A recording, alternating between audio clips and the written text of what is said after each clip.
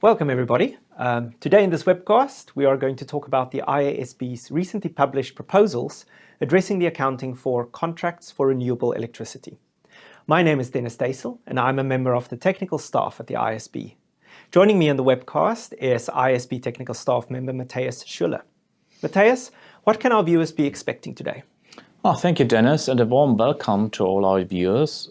We want to walk our viewers through why the IASB has undertaken this project and, with that background in mind, discuss the main aspects of the proposals as listed on this slide.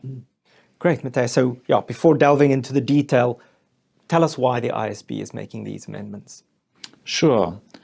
This project is a result of a referral made by the IFRS Interpretations Committee following a question about the application of the own use exception in paragraph 2.4 of IFRS 9, our accounting standard on financial instruments, to contracts to buy and take delivery of electricity produced from nature-dependent sources. These contracts are commonly referred to as physical power purchase agreements or physical PPAs for short. Stakeholders said that applying the current requirements in IFRS 9 to physical PPAs sometimes provided less useful information to users of the financial statements. The IASB's research identified that entities use physical PPAs to ensure that they have long-term access to renewable electricity and to fix the price at which they will purchase or sell electricity over the contract life. And they not only use physical PPAs for this purpose, but also virtual PPAs. A virtual PPA is a PPA that requires net settlement of the difference between the prevailing market price and the contractually agreed price for the volume of electricity produced from a reference production facility. Because the contract is net settled, a virtual PPA cannot be accounted for using the own use exception in IFRS 9 and are therefore accounted for as derivatives at fair value through profit or loss. To resolve the accounting challenges for virtual PPAs, the IASB decided to also look at the hedge accounting requirements in IFRS 9. In developing the proposals, the IASB considered the economic effects of these contracts and how they affect an entity's future cash flows. The IASB's objective with this project is to better reflect the effects of these contracts in entities' financial statements. Thank you, Matthias. I think with that background in mind, it is maybe important to point out to our viewers that the comment period has been shortened to 90 days. Why did the IASB decide to shorten the comment period? Stakeholders said a timely solution was needed because of an expected increase in the use of PPAs due to the increase in the demand for renewable electricity. Therefore, the IASB's intention is to finalize any amendments and make them available for application as soon as possible. The IASB considered that the 90-day comment period balances the need for a timely solution with ensuring that our stakeholders have sufficient time to assess whether the proposals address the accounting challenges and provide a robust solution that will limit the risk of unintended consequences. Great, thanks, Matthias. So from the background to this project, I think our viewers may appreciate that contracts for renewable electricity can be structured in many ways. Now, practice in accounting for contracts to buy or sell non-financial items like electricity has developed over many years, and other than for PPAs, has not raised concerns among our investors or other stakeholders.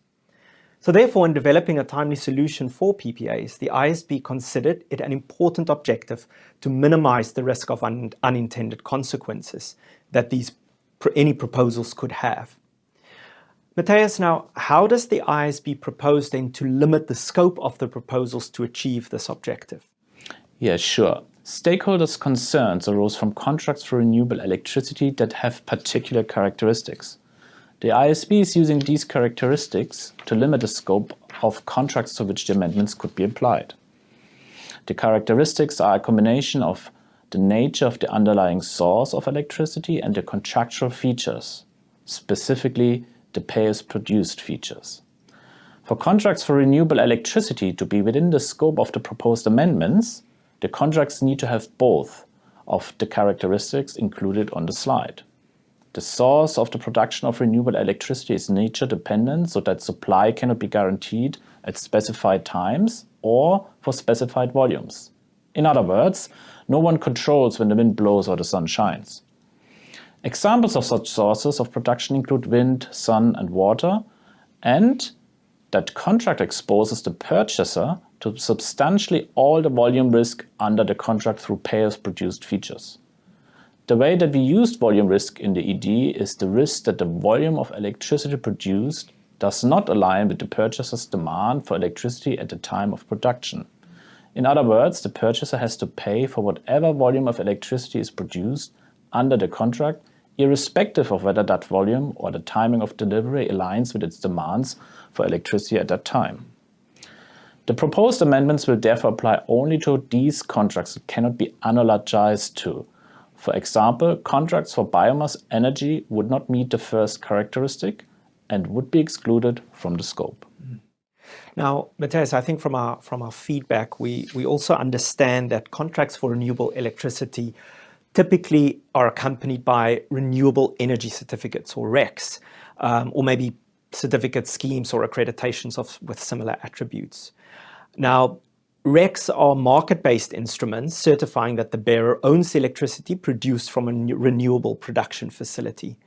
So therefore, RECs are typically an important consideration when entities enter into these contracts. Matthias, do the proposals include accounting for RECs as well? No.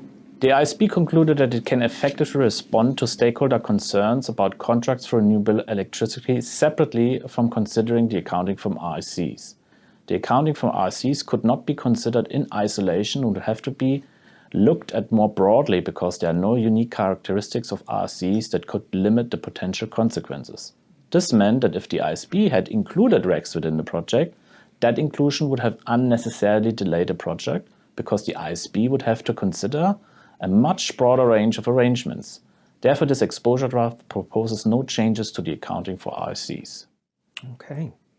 All right, so moving on to the own use requirements in IFRS 9. An entity applies paragraph 2.4 of IFRS 9 that we commonly refer to as the own use exception to commodity contracts that can be net settled. Now, if an entity holds the contract for the purpose of the receipt or delivery of the non-financial item, the entity can account for that contract as a normal purchase or what we call an executory contract. So, Matthias, what are the concerns that stakeholders raised about the own use exception specifically for contracts to buy renewable electricity? Stakeholders have told us that the reason these contracts might fail the own use exception for the purchaser is because the purchaser needs to sell any electricity it cannot use very soon after delivery, say 6 or 15 minutes after delivery, and it sells the electricity to the market at the prevailing market price. Because such sales occur shortly after delivery, it calls into question whether the entity holds the contract for its own use in accordance with the expected usage requirements. The IASB is proposing, as set out under number 2 on the slide, that such sales are not necessarily inconsistent with own use if the sale arises from the entity's exposure to volume risk, giving rise to mismatches between the renewable electricity delivered and the entity's electricity demand at the time of delivery. The design and operation of the market in which the electricity is sold results in the entity not having the practical ability to determine the timing or price of the sales, and the entity expects to purchase at least an equivalent volume of electricity within a reasonable time, for example 1 month after the sale. Some might think the IASB is fundamentally changing or relaxing the own use exception for these contracts. But the IASB wants to maintain all the discipline and rigor of the current own use requirements. It is proposing to do this by specifying a narrow set of circumstances which sales would be allowed, and those narrow circumstances are linked directly to aspects of the contracts for renewable electricity that raise stakeholder concern. As stated under point 1 on the slide, an entity is required to consider the purpose, design, and structure of the contract. If entities are selling unused electricity to profit from price changes, or if they start actively trade electricity, they would not be able to continue to apply the own use exception. Excellent. Thank you, Matthias. So the next set of amendments really talk about our hedge accounting requirements. What is the concern if an entity wants to designate a contract for renewable electricity with the specified characteristics we spoke about as a hedging instrument for future sales or purchases of electricity?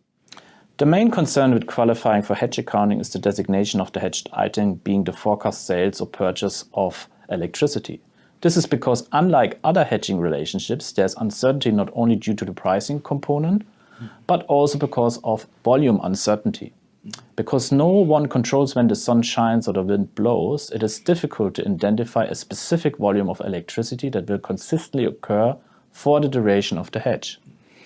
For the volume produced from a reference production facility, a contract for renewable electricity provides a highly effective economic hedge, no matter how variable that volume is. If no new renewable electricity is produced, there would be no settlement required under the contract. The IASB is proposing to permit the designation of a variable volume of electricity to take into account the link between the contract for renewable electricity, being the hedging instrument, and the forecast sales or purchases of electricity, being the hedged item. Although this link is only indirect for forecast purchases, because spot purchases are usually sourced from the grid rather than the reference production facility. The IASB is also proposing that for the purposes of measuring the hedged item, an entity use the same volume assumptions that it uses for measuring the hedging instrument. This will mean that ineffectiveness should not arise because of volume uncertainty, but only because of pricing, which is consistent with other hedging relationships where the notional amount or volume is specified and fixed for the duration of the hedge. Now, Matthias, I think we have heard that the IASB's proposals could help with other hedging relationships that are not within the scope of the project.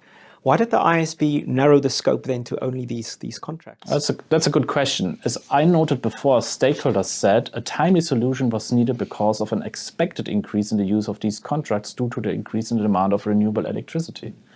If the IASB were to expand the scope of the proposals, it would invariably have delayed not only the publication of the exposure draft, but also the finalization of the project.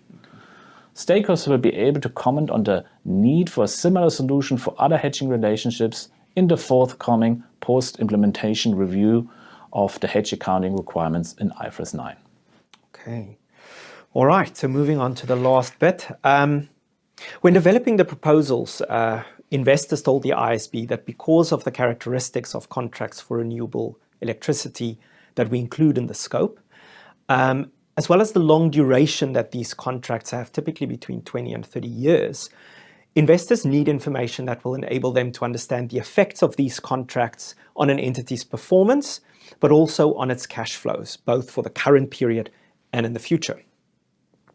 So the IASB is therefore proposing disclosure requirements that would apply to all contracts within the project scope, regardless of how they are accounted for. Now, the IASB is aware that an entity may already provide some of the information applying other IFRS accounting standards. Entities are not expected to duplicate information already provided. Now, lastly, Matthias, stakeholders asked the IASB for a timely solution, as you've said many times. When can our listeners expect any amendments to become effective? The IASB has not made a decision on the effective date yet, but as we said before, it is the IASB's intention to finalize the amendments and make them available for application as soon as possible. We included a specific question in the exposure draft about the timing of an effective date to help the IASB in their decision-making. The IASB is proposing that an entity to be permitted to early apply amendments from the date the final amendments are issued. The exposure draft includes proposed transition requirements that aims to enable entities to apply the amendments as soon as possible. Thank you, Matthias. Now that brings us to the end of this webcast. Thank you to Matthias for walking our viewers through the IASB's proposals. We also invite our viewers to contact us if you have any questions or comments about the material. We look forward to receiving your comment letter on these proposals. Thank you for your attention. Thank you.